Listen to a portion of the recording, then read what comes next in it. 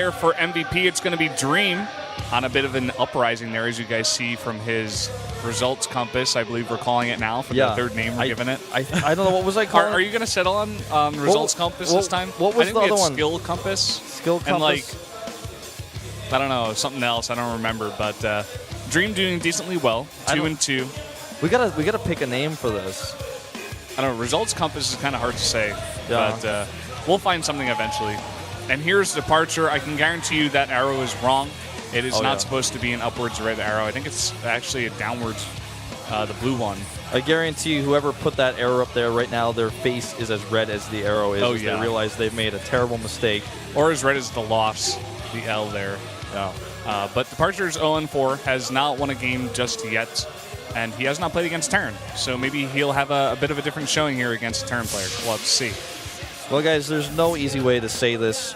I don't think there's a single person alive who is looking at this game, this matchup, and saying Prime is favored. They need to pull something off here, and starting off with DeParture, if he could win, that would definitely get their spirits going. I don't know if he can beat a great Terran player like Dream, though. We're going into game number 1. The map is Frost, and this is the SPL.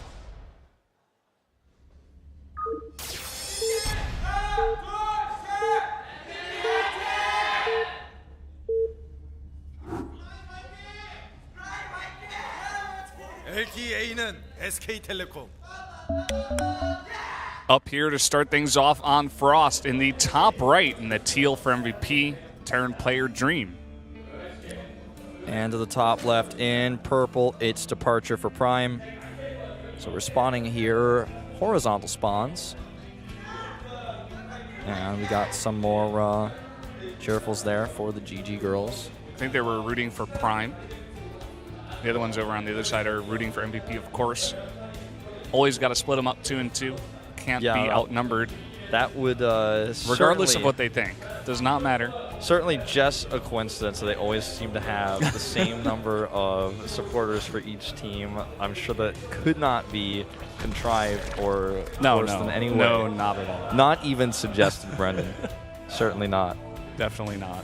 By the way, while we have a little bit of downtime as this game starts, I want to remind you guys who might be in Antarctica watching Pro League that you should probably take a picture of that and post it on the Facebook page with the name of your favorite player or anybody else who's watching StarCraft in an interesting way, because the deadline, of course, is going to be after tomorrow's matches. So you've got a little bit of time left.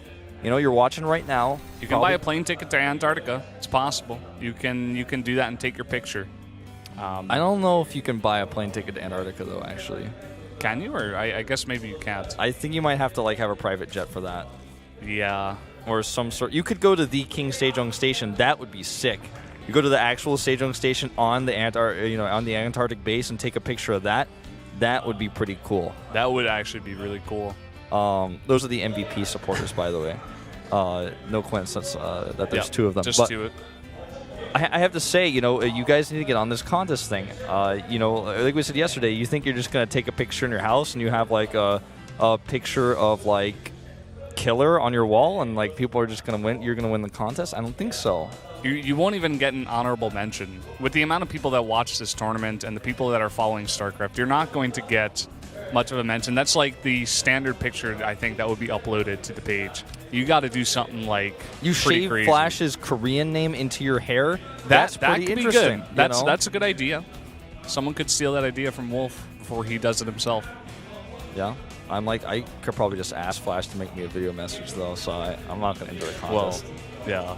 Oh, he's doing it, man. He always does this, by the way. This is actually now to be called the Dream Bunker from now on, because I think he is consistent in this in every single TVP or TVZ he's played. He just makes a Reaper and then does the bunker. He's like, oh, no, Overlord's a spot bunkering you. This should finish.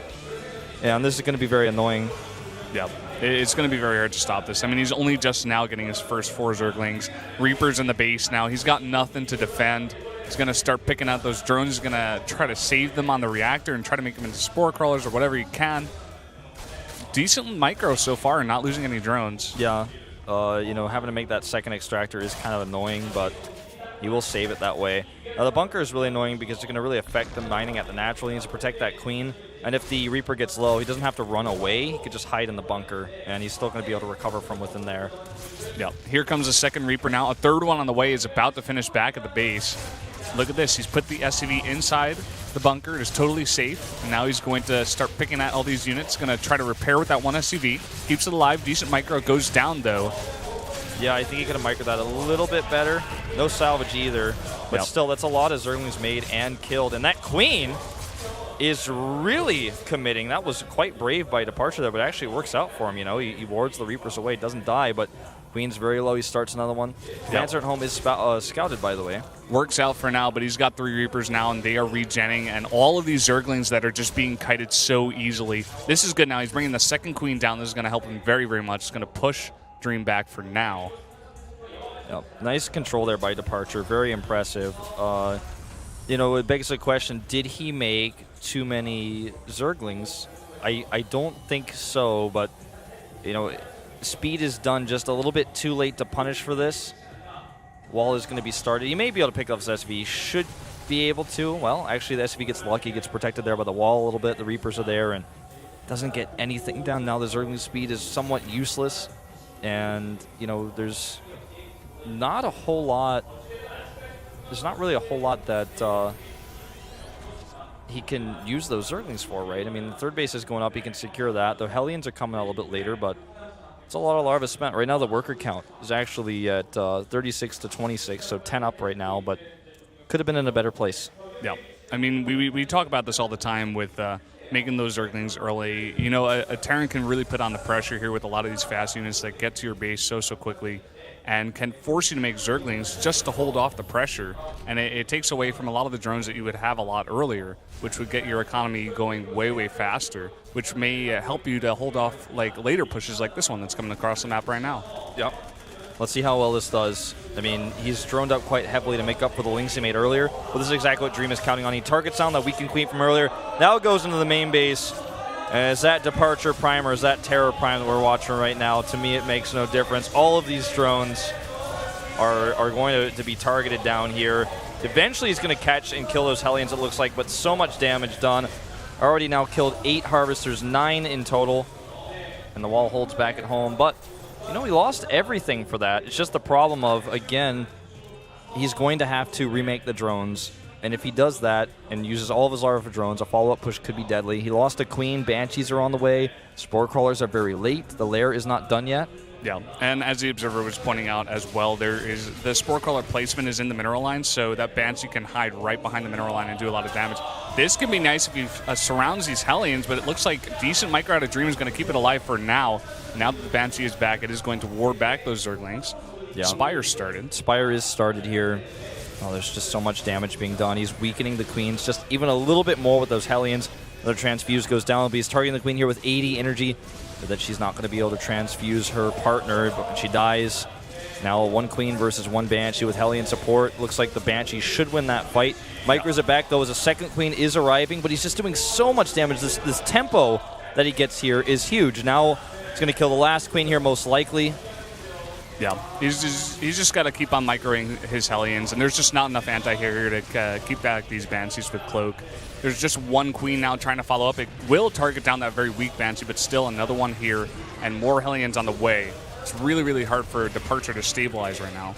And right now Dream is going into mech, not the style we've seen from him most of the time, but he is quite good at it when he does do it. He goes into 1-1 upgrades for all of his mech units. He's got the wall set up here still. Those Zerglings, like I said, they're just very useless. You know, they're only good for the defense, but when you make that many of them after you hold off, then what are you going to get done with those? Because the problem is that you're not killing anything with them. They're not drones. They're lings instead, and that's the problem.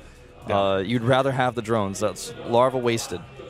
Yeah, definitely. I mean, DeParture's in a place right now, as the Observer is pointing out, where he has a third base, but he just doesn't have enough drones to saturate it at all. He's behind the Terran, and the Terran is basically on equal bases. I mean, you can say he's getting the larva from the third base. That is good, but he has no mining there. So they're basically on same mining, but there's more minerals going to the Terran, and he's going to take his third base very easily here, and there's not going to be much that Dream can do to stop it. I mean, he's making a bunch of Mutalisks, but you can look at his minerals and gas. It's very low. You know, the thing about the third base of the Terran here is that it's very late, but it's okay because of how much damage he's done. And he could sit comfortably building this mech composition. Now the Thors that he's got on the way, he's only got one on the way, very late, and he's going to have to use the Viking here with combination with the turrets. This is a good opportunity for DeParture to try to work his way back into this, but he's not going to do a critical amount of damage here. And, you know, all he can hope for here is maybe, like, get 2 Hellions, but, again, the Vikings really help zone here. And eventually, once those Thors come out, he's going to have a big problem because 2 Thors against this tiny Mutalisk count, plus the Vikings to help out, means he can't Magic Box. And even if he tried to Magic Box without Vikings, the Mutalisk count is just too low. He only has right now 7 Mutas on the map, and like you said, his gas bank is non-existent. Yeah. He's buying himself some time right now. I mean, he's droning up pretty hard right now. He's getting 11 drones at a time. He's got to be careful here with this mic, or he loses 1 Muta. Decent there. But he delayed the 3rd base of Dream going up for a long time here, so he's in a decent place, still behind, but he's gaining some ground back. Yeah. Now 9 Roaches on the way, 10. So he's trying to switch back into a ground composition. It's a little bit more gas efficient for him to do that. I wouldn't mind barely not hitting the Mutants. Oh, he's going to kill the Overseer. No more detection there, so that's really annoying. Costs him even more gas, and even Vikings are going to come over here and kite. Not sure about that one. Oh, okay, there comes the Thor. So yeah, Thor's in position to defend them. And now starting the 2-2 to the mech upgrades. He's in a very good spot, Dream is. DeParture just trying to come back here and pick at the base, but I mean, he's got his units here. He may pick off a couple of SCVs, but besides that, he's just going to lose all of his Zerglings that he made before. I mean, that's basically all he can do with those Zerglings. I mean, we were talking about how it was pretty much useless, especially against this comp that Dream is building, so, you know, trying to grab some SCVs, not a bad trade. Well, I mean, what's going to happen here in the next few minutes is Dream is going to hit about 160, 165 supply and just walk across the map, because once you get to that amount of supply, your composition is ready to counter anything. You have enough Thors to deal with the Mutalisk, you have enough tanks to deal with the Roaches of your opponent, and then you just come across the map. Now, what DeParture needs to do is try to trade against this army repeatedly before that, you know, near max happens. He's now he runs through all those Hellbats, takes so much AoE damage, and yeah, he gets a Thor, but at what cost? But I mean, he's losing a lot here. And this mech composition is just so cost efficient. Yeah, so cost efficient. You can fight with his SCVs because you will be fine with the mules. I mean, the siege tanks were not seized up at the beginning of the fight, but once those 2 came out, it was just lights out for the Roaches, and he had to back off. Yeah, he's trying to go into Swarmhost now. He's got that 4th base, you know, started up here, but it's a 3-base economy for Dream that's been up for a really, really long time, and I mean, what's he going to do to come back here? He's starting Swarmhost, and you need a Swarmhost count of, I would say, more than what he has at the very least. Has he even started? Okay, he started 4 now, so 4 Swarmhosts is not going to be enough against this composition with all these siege tanks. Additional starports are being added right now, more Banshees being added right now. Once he gets the Raven out, he can start using the Banshees to snipe the Swarmhosts, and 2-2 upgrades are almost done as well. 1 siege tank here, not going to be enough on its own, actually. He's going to have to bring a few more units over, and he does. He can actually repair that. Yeah. Oh, and he does. Doesn't keep it alive, but repairs it for a bit.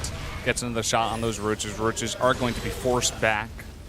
DeParture now taking his 4th base at the same time as Dream. He's trying to stabilize here. He really needs just some more time. That's really all he needs. I mean, like you said before, Dream is going to push across the map with this mech push eventually, but he just needs to be ready for the push, and he's just trying to buy as much time as possible before it comes. Yeah. Now 3-3 is started, and it's if you have a 3-3 mech army, beating that is one of the hardest challenges that you can ever have in StarCraft 2. You ever, you know, no matter what league you're in, when you fight against a mech 3-3 army, you always feel like you're the one who has to outmaneuver the Terran. The Terran just sits and waits and crushes you. And if you don't attack him, then he's going to slowly move across and kill you. So it's very difficult to engage. He's even adding like turret rings here. Free Swarmhost, by the way. Oops.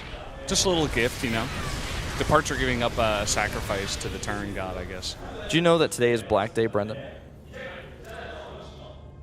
Is it really? Yeah, the it is 14th? Black Day. Yep. I'm like gonna check my phone. Like, oh wow, it is actually the 14th. I was going to Samsung today. There was a big Jajangmyeon place that had a big sign about it. For those of you guys who don't know what that is, if you don't have a girlfriend and you're really sad, you can go eat black noodles with all your other single guy friends. You can look it up on Wikipedia if you don't believe me. It's a real thing. It's a real thing, yeah. He's not lying. So something to consider. I mean, I don't think that's why he's giving him a present of a Swarm Host, because that's totally not Jajangmyeon, but, you know. Yeah, I don't know. This one Hellion is like just trying to make that hatchery a little bit crispier. Well, he lost his buddies. He's just trying to do whatever he can. Does get a scout on that bottom left base. Sees there's nothing going down there. Well, Brendan, let's look at this composition. I mean, he did delay the push from coming across the map, but now Dream has a maxed out army. He is going against a Swarm Host, and as it is right now, he has not a single Raven. So dealing with this is going to require scans. Let's talk about the comp. There's the first scan, by the way.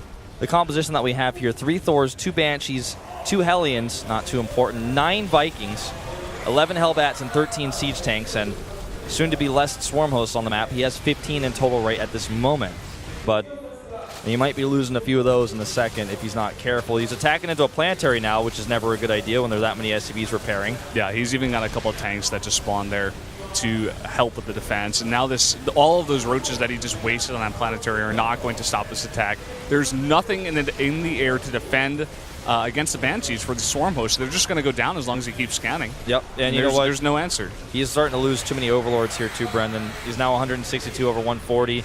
Way too many Vikings. No anti-air whatsoever here. That one Queen, no, lol, not going to help. 5 Queens in total on the map. 8 Overlords in production. That's a lot of his mineral bank. He just made a chunk of Mutas. But, well, yeah, right, against these Thors and the Vikings, I don't think so. A couple of them just got sniped by like a couple of Viking volleys, so not really going to do much. This third base is going to go down. He's going to push his tanks forward, and DeParture, unfortunately, probably not going to get his first win here. No, it's going to be another drop in the bucket of losses. Slowly collecting here. Yep. You know, again, begs the question, should they have used State? I actually say yes. Oh, yes. I've watched State play a number of games in high-pressure situations, including playing against DRG in the Kodak qualifiers. He performed well. But a lot of people filming him and standing behind him. Nerves not an issue for him. All right, this is the last stand here. Can he break through? That's a lot of Mutalisks, actually. 6 more on the way, and right now he's got 13. But again, the 3 upgrades on this mech are going to make quick work, especially with the Vikings here to support. And that is going to be game. He retreats with the Mutalisk, but it's a bit too late. And that's all she wrote. The hatchery will fall here. Yeah, he has additional bases, but when you go into that Zerg main base and kill the tech, you've basically cut off the head of the Zerg player. Yep. It's just going to be like a chicken running around with no head. Yeah, nobody likes to see that, man. That's pretty weird. It's pretty gross. No one wants to see it, but DeParture may just give us that. No, he won't. He smiles with the mule drop, and he says GG. MVP is going to bring the first win on the hands of Dream. Not an unexpected result. For some reason, again, we didn't get to see the winner prediction for the casters, but I, for one, voted Dream. I voted Dream as well. I didn't actually see what the Koreans voted, but yeah, I can't remember either. If it was not a 5-0, I would be surprised. Or actually, if it wasn't a 4-1 with Kanata voting for DeParture, I would be surprised. Yeah, that's exactly what I would expect to see. Well, Dream's just going to go enjoy that hot 6 along supporter of esports. He did his job. That's all he has to do for today. I have to say it was pretty easy for him. He didn't really do anything out of the ordinary. It was just DeParture having a lot of trouble with the early pushes and just getting way too far behind. And Dream was just like, well, I'm going to tech up. I'm going to get all my upgrades, and you're not going to stop my push. It was just very, very standard. DeParture, unfortunately, he's got to do something differently in his next game if he wants to get a win. He just he has, to be honest, I mean, when you have a losing streak this big, I feel like it's not even about nerves anymore. It's just kind of like this feeling, this dull feeling of I can't do it, you know? Yeah.